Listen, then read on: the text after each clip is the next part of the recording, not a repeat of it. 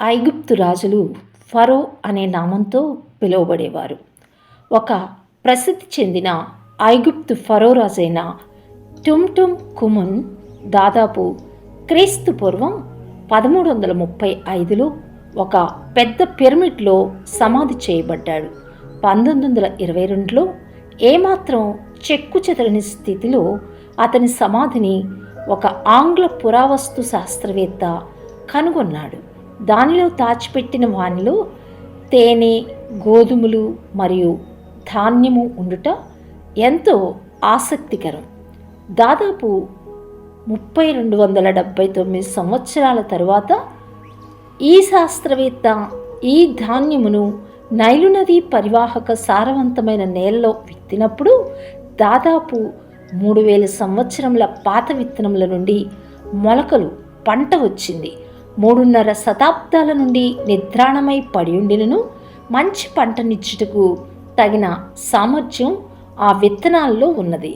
తన పిల్లలమైన మనకు దేవుడు అనుగ్రహించిన విశ్వాసపు విత్తనములోనూ అదే అద్భుతమైన శక్తి దాచబడి ఉంది. కానీ అది సరైన వాతావరణంలో పరిస్థితిలో నాటబడి వరకు ఎన్నటికీ వృద్ధి చెందదు. మన విశ్వాసమును సాధన చేయుటకు మనం ఏమి చేయవలసి ఉన్నది? మొదటిగా అది దేవుని వాక్యమును మంచి భూమిలో పోషించబడి పెంచబడవలసి ఉంది.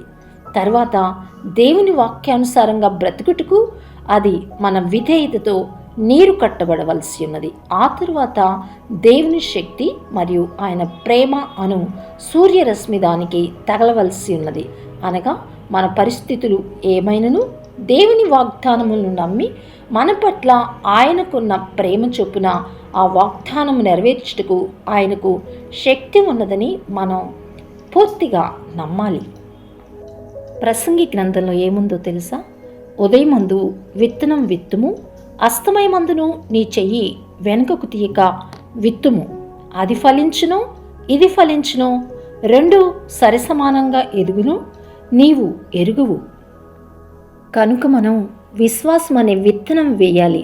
అప్పుడు మనం ఆ విత్తనంలో నుండి ఫలితం చూస్తాం. ప్రేమ అనే కోతను కోస్తాం.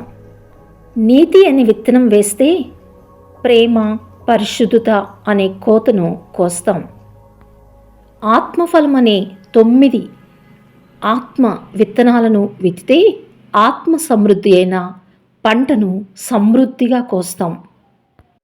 మన విశ్వాస విత్తనంలో గొప్ప ఉత్పత్తి శక్తి దాగి ఉంది. అది ఒకవేళ ఇన్ని సంవత్సరాల నుంచి నిరుపయోగంగా పడి ఉన్నదేమో. ఈ దినం పై చెప్పిన మార్గదర్శకాలను అనుసరించి దేవుని నిర్ణీత సమయంలో సమృద్ధి అయిన పంటను కోద్దాం. ప్రార్థన. ప్రియ ప్రభువా, నాలో విశ్వాసపు విత్తనాన్ని ఉంచావు. దానికి నీ ప్రేమ, శక్తి అను సూర్యరశ్మిని అనుగ్రహించుము. నీ వాక్యమందున వాగ్దానాలతో దాన్ని పోషించుము. దానిలో ఉన్న గొప్ప శక్తి పంటను తీసుకుని రాగలందులకు యేసు నామములో ప్రార్థిస్తున్నాను తండ్రి. ఆమెన్.